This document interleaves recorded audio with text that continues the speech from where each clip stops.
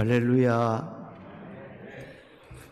우리 온라인으로 예배드리고 있는 우리 귀한 성도님들 한 분 한 분께 감사의 마음을 전하고, 오늘 이 자리에 나와서 서울경찰청을 전체를 대표해서 여러분들이 예배를 드리고 있는데, 예배를 하나님께서 아주 소중하게 귀하게 기쁘다, 너희들 때문에 내가 기쁘구나 하는 주의 음성이 가슴에 들려진 듯 합니다. 저는 이 말씀이 너무 좋아서 요즘 이 말씀 때문에 힘을 얻고 살아요. 기뻐하라. 주 안에서 항상 기뻐하라.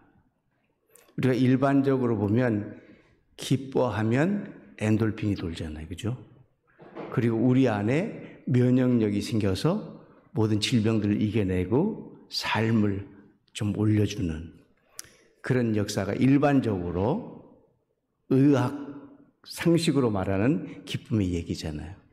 근데 오늘 우리의 성경 말씀에 의하면 주 안에서 항상 기뻐하라.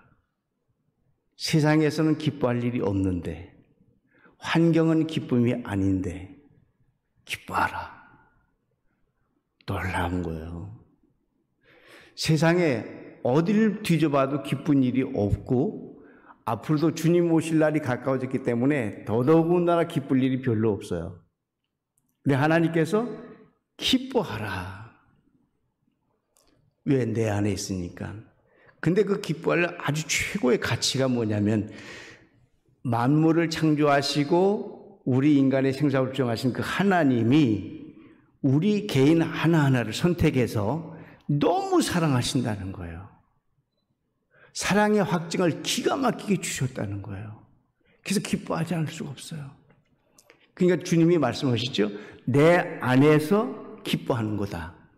너희가 세상에 가서 좋은 차를 샀기 때문에 기뻐하고, 아파트 평수를 늘렸기 때문에 기뻐하고, 진급되었기 때문에 기뻐하고, 자녀가 좋은 대학에 들어갔기 때문에 기뻐하고, 그 기쁨이 잠시 기분이 좋을 뿐이에요.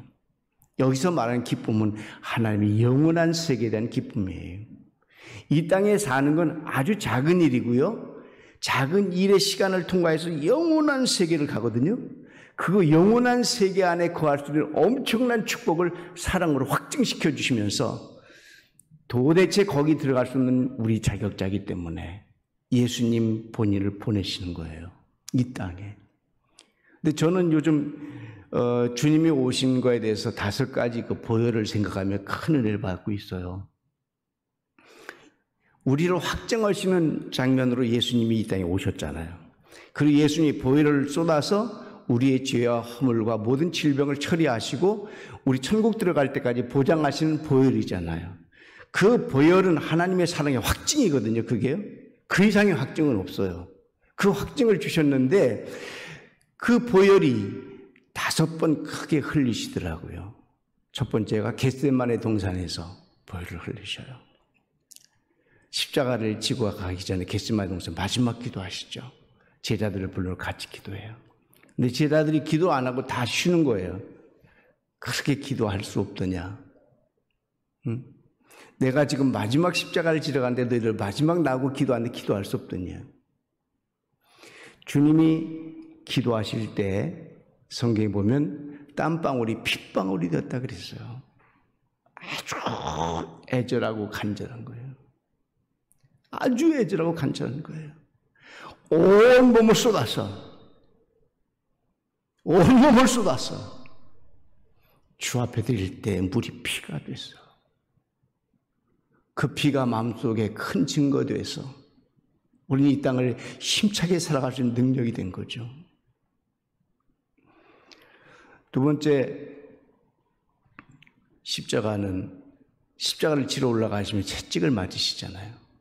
그 채찍을 맞으실 때 그 채찍에 가죽끈으로 채찍은 되어 있지만 끝에는 쇠로 살점이 파이도록 쇠가 달려있거든요.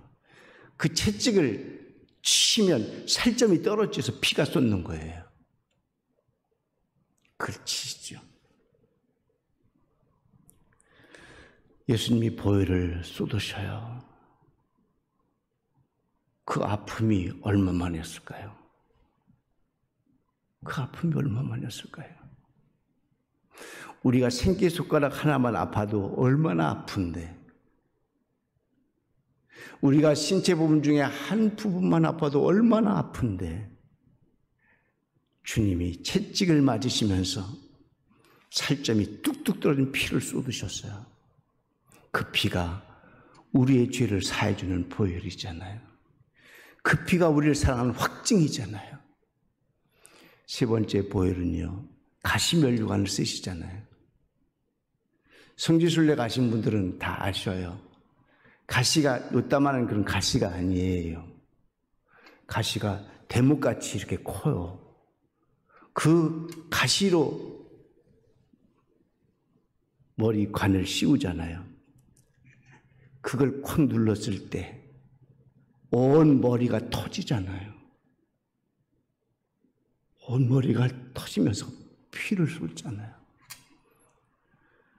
그 피가 우리의 허물과 죄를 씻어주는 거잖아요. 우리의 질병을 씻어주는 거잖아요. 우리가 감당할 수 없는, 나 자신을 이겨낼 수 없는 모든 것까지 해결해 주시는 보혈이잖아요. 그리고 나서 주님이 십자가에 손과 발을 못을 박는 거예요. 상상이 안 돼요, 이 아픔은요. 생사를 갖다 못을 박을 때 그건 우리가 상상할 수 없는 아픔이에요. 우린 이 땅에서 누구도 그런 경험을 하기는 어려워요. 그 아픔을 짊어지셔야 해요. 팔에서 다리에서 피가 쫙 쏟아져 내시죠. 그 피가 낡은 습관에서 벗어나지 못하는 우리, 쓴 뿌리를 벗어나지 못하는 내 모습, 그걸 다 정리해 주시려고요. 그리고 주님 나라 갈 때까지 보장하시는 사랑의 확증의 표였어요. 그리고 마지막으로는 심장을 찌르잖아요. 그 당시에 그 사형법이 십자가에서 못을 박아가지고요, 그냥 자기가 물과 피가 다 쏟아지는 거예요. 자기가. 여기 옆구리 찔르진 않아요, 원래는. 그래서 예수님의 십자가를 옆에 지었던 강도는 다리를 꺾어보잖아요. 꺾어보면서 아야 소리 안 하면 죽은 거예요. 근데 예수님은 구약의 걸 이루기 위해서 옆구리를 찔러가지고 이 심장에 물과 피를 하나도 없이 다 완전히 쏟는 거예요. 그걸 이뤄내 주셨어요. 그게 그렇게 요즘 기도하면서 제 마음을 강타해요. 그런 사랑 받을 수 없는 전데, 그 은혜를 입을 수 없는 난데, 하나님 아버지가 70억 중에 내가 너를 지명하여 불러낸 넌 내 것이라 그렇게 예정하시고 선택해 주신 그 은혜가, 그리고 그 사랑을 부으신 그 은혜가, 그것이 기쁨이구나. 내가 호라라고 해서 우울하게 살면 안 된다. 내가 사역이 좀 진천이 안 된다고 내가 우울해서는 안 된다. 제가 매달 해외를 나가야 되는 그런 삶이잖아요. 100나라를 넘게 세계를 40년 동안 다녔으니까요. 코로나 때문에 작년 2월 이후로, 1월과 멕시코 다녀온 이후로 지금 한 번도 못 가요. 작년 1월 이후로 정말 평생에 쉬어보는 거예요. 정말 비행기 타기 너무 지겨웠어요. 비행기 타는 것 때문에 심장이 제가 망가졌어요. 그게 이코노믹 증후군이에요, 제가요. 3등석 비행기에 타고 전 세계를 누볐어요. 아마 대한항공 마일리지 저처럼 많은 사람 쉽지 않을 거예요. 제가 180만 마일을 넘은 사람이에요. 대한항공 마일리지가. 대한항공만. 제가 8개 항공사 마일리지가 있어요. 대한항공만. 얼마나 내가 VIP면 3등석에 앉아도 사무장이 비즈니스석을 거쳐서 저한테 와서 먼저 인사를 합니다. 목사님, 오늘도 우리 비행기를 타주셔서 너무 감사하고요. 편안히 가시도록 제가 돕겠습니다. 필요하시면 늘 말씀하시죠. 그리고 이 사람이 가니까요, 옆에 사람들이 전부 저를 목사님하고 쳐다보는 거예요. 그러니까 세상에 서울서부터 뉴욕 가려면 14시간이 넘어 걸리는데 14시간 동안 성경 봐야 돼요. 기도하지 않는, 내 목사니까요. 그리고 직원을 부를 때도요, 물 하나 주시겠어요? 아주 겸손해야 되고요. 너무 힘든 거예요. 화장실도 자주 가면 안 되고요. 그래서 제가 또 교수잖아요. 그래서 교수로 대한항공에 바꿨어요. 나 직업이 교수야, 목사야, 아주 교수. 그 다음에 이제 교수님 오셨냐고 이제 그러잖아요. 그렇게 많이 탔어요. 그래서 비행기를 안 타보면 어떨까 했는데 세상에 코로나 와가지고 2년째 비행기를 안 타는 거예요. 요즘은 비행기 뜨는 거 보면 좀 타고 싶어요. 주님의 그 사랑, 그 은혜가 어떻게 기쁨이 안 되겠어요? 나 같은 게 뭔데 주님의 보혈을 쏟아서 그렇게 나를 사랑한다는 확증을 주셨잖아요. 우리가 여호와를 인해서 기뻐하면 큰 힘이 된다고 성경 말씀하거든요. 그래서 빌립보서 1장 18절에도 이와 같이 너희도 기뻐하고 너희 무리와 함께 기뻐하라. 너희 혼자 기뻐하지 말고 너희 공동체 전체가 함께 기뻐하라 그랬어요. 서울경찰청 안에 우리 시민 여러분 모두가 함께 기뻐해야 돼요. 할렐루야. 하나님의 특별한 선택을 받았고 사랑의 특별한 확증을 받았기 때문이에요. 이 은혜가 우리에게 얼마나 감사한지 몰라요. 그래서 데살로니가서에 보면 그런 말씀 있잖아요. 항상 기뻐하라. 쉬지 말고 기도하라. 범사에 감사하라. 이는 그리스도 예수 안에서 너희를 향하신 하나님의 뜻이니라. 보세요. 세 가지가 중요한 게 등장하는데 1번이 뭐예요? 기뻐해요. 그 다음에 기도해요. 그 다음에 감사해요. 기쁨 없이 기도, 감사 안 돼요. 하나님의 은혜에 기뻐하고요. 그리고 기도하고 감사하는 거예요. 공식이 그대로 나와 있잖아요. 근데 사람들은 기도와 감사는 아는데 기쁨을 그렇게 몰랐던 거죠. 기쁨을 그렇게 몰랐던 거예요. 여러분, 우리 자녀를 한번 보세요. 우리 자녀가 학교 갔다 왔는데 엄마하고 아빠하고 기뻐서 뛰어오면 얼마나 좋아요. 얘가 푹 숙여가지고 들어오면 왜 그러냐? 무슨 일 있냐? 얼마나 안타까워요. 우리가 예배당에 나올 때마다 아버지 하고 기뻐 뛰면서 막 오는 거거든요. 예배당 올 때마다 하나님이 기뻐하세요. 내 사랑하는 자녀야. 너 귀한 그 시간을 내서 오늘 여기 예배당에 앉아 있다고 너무 예쁘구나. 내 마음이 기쁘다. 하나님을 기쁘시게 하는 게 그게 영광이거든요. 그게 우리 삶이어야 되거든요. 오늘 이 축복자가 여러분이시기를 주님의 이름으로 축원합니다. 요셉은 기쁨이 있을 수가 없잖아요. 요셉은 17살에 형들에 의해서 팔려가요. 남의 나라의 노예가 되잖아요. 어떻게 기쁘겠습니까? 거기 갔다가 또 너무 잘생기고 너무 신실하고 젠틀맨이니까 또 유혹을 받잖아요. 여자의 유혹을 거절하잖아요. 억울하게 감옥 가잖아요. 어떻게 기쁘겠습니까? 근데 요셉은 내가 여호와로 인하여 기뻐한다는 그 기본 믿음이 있었어요. 그걸 믿음이라 그래요.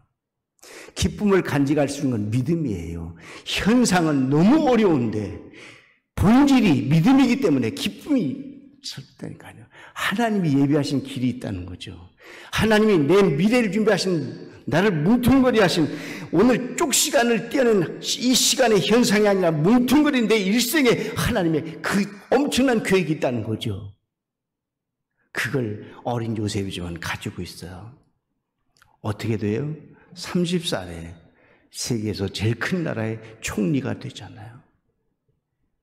이걸 어떻게 설명하겠습니까? 어떻게 설명하겠습니까? 여호와로 인하여 기뻐한 자에게 이렇게 힘을 주신다는 거잖아요. 하나님을 인하여 기뻐한 자에게 이렇게 능력을 주신다는 거잖아요. 그래서 내게 능력 주시면서 내가 모든 것을 할 수 있다는 말이 오늘 빌립보서 4장 그 후반절에 또 나와요. 기쁨이 그것 저는 연결된다고 봐요. 능력이 우리가 기쁨을 회복하는 게 능력이고 기쁨을 유지하는 게 능력이에요. 그래야 기도도 되고 감사도 되고 봉사도 하고 주님을 생활할 때 감격이 되죠. 내 얼굴 때깔이 다르잖아요. 내 모습이 다르잖아요.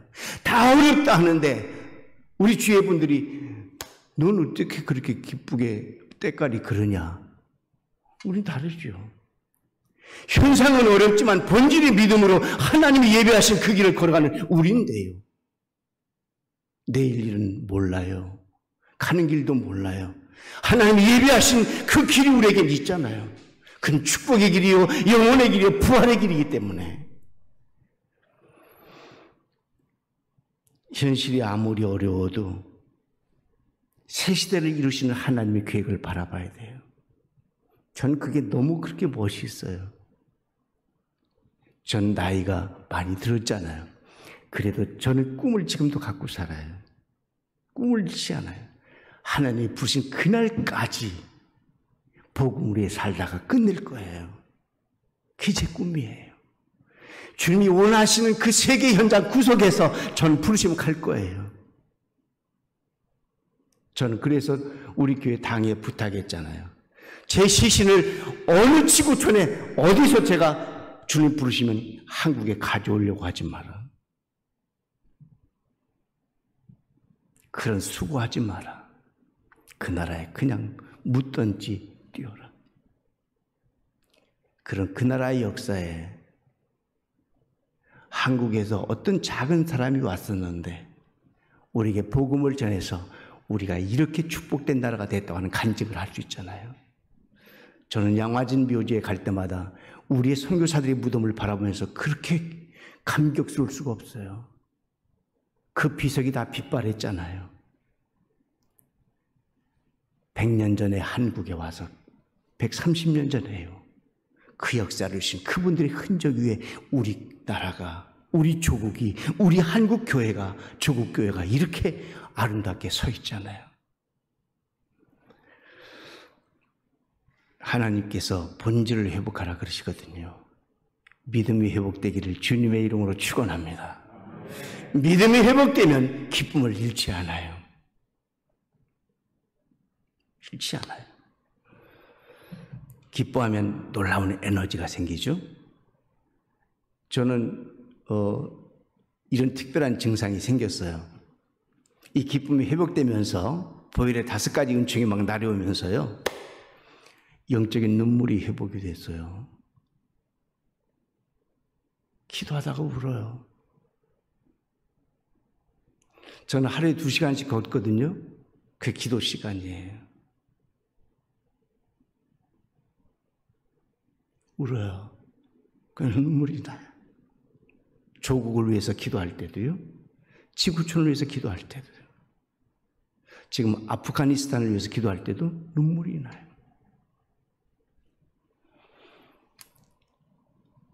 놀라운 에너지예요. 영적인 눈물이. 그게 기쁨이 그렇게 기쁠 수가 없어요. 그렇게 감사할 수가 없어요. 내 육체는 사라지는 거잖아요. 내 영혼은 영원한 거잖아요. 영혼을 향해 달려가는 하나님의 사람들, 어떻게 기쁨을 이룰 수가 있겠어요? 저는 북한의 형제들을 생각해 보죠. 전 2002년에 북한에 이제 특사로 간 적이 있어요. 2002년에. 정말 그때 북한은 어려웠죠. 그때 사람 죽을 때, 막 굶어 죽을 때인데.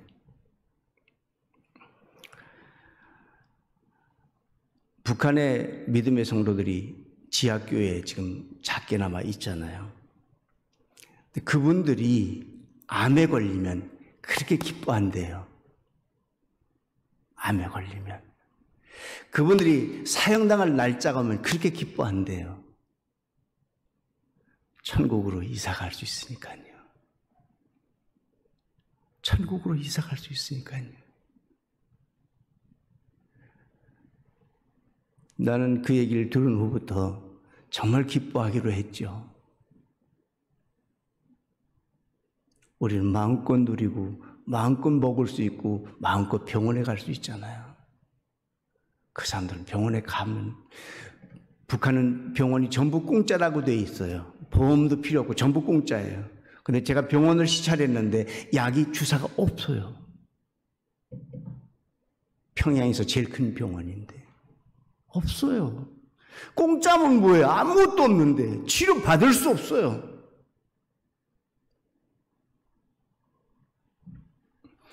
기쁘대요. 기쁘대요. 천국 갈 날이 가까웠으니까 기쁘대요.